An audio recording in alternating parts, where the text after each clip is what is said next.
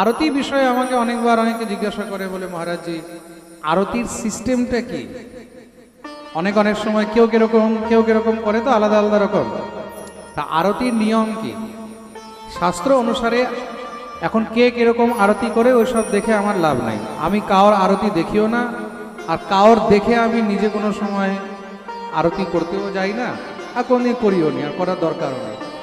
যেটা শাস্ত্র সিদ্ধান্ত, শাস্ত্র অনুসারে আরতির ক্রমণিকাটা কি এটা ভালো করে জেনে নাও। বলবো আজকে? কে কে জানতে চাও? অনেক লোক জানতে চায় না, দরকার নেই বলো। চলো এগিয়ে যাই তাহলে। পুতনা, হ্যাঁ, কে কে জানতে চায় হাত তোলো তাহলে। হ্যাঁ, এইটা হলো সিস্টেম।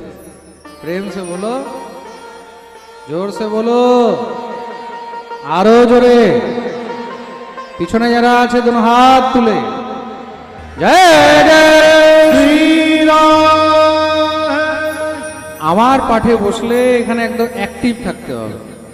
যদি ভাবে ঘুমিয়ে থাকবো, এমনি করে থাকবো, তাহলে চলবে না। প্রেম সে বলো। তা আরতির ক্রমণিকা কি, কিভাবে ভগবানকে আরতি করবে ওটা জেনে নাও।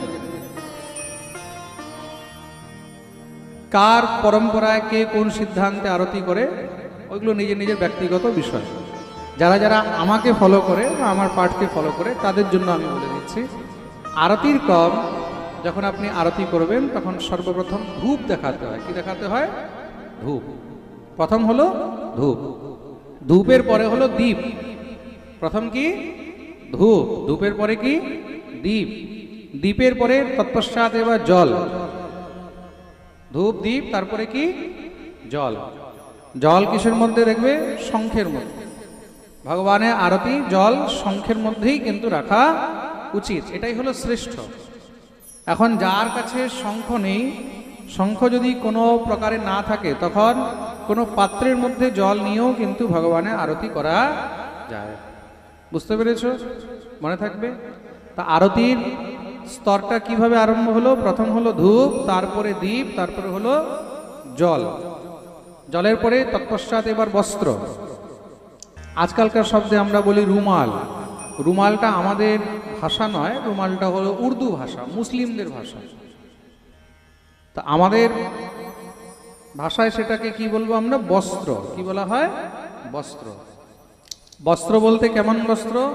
বলে মুখমার্জনীয় বা অঙ্গবস্ত্র ইত্যাদি যেগুলো হয়, যেটা দিয়ে ভগবান হাত মুছবেন বা মুখ মুছবেন, এই প্রকারের বস্ত্র, ছোট বস্ত্রের টুকরো দিয়ে তখন সেটা দিয়ে আরতি করা উচিত। এটা হলো আরতির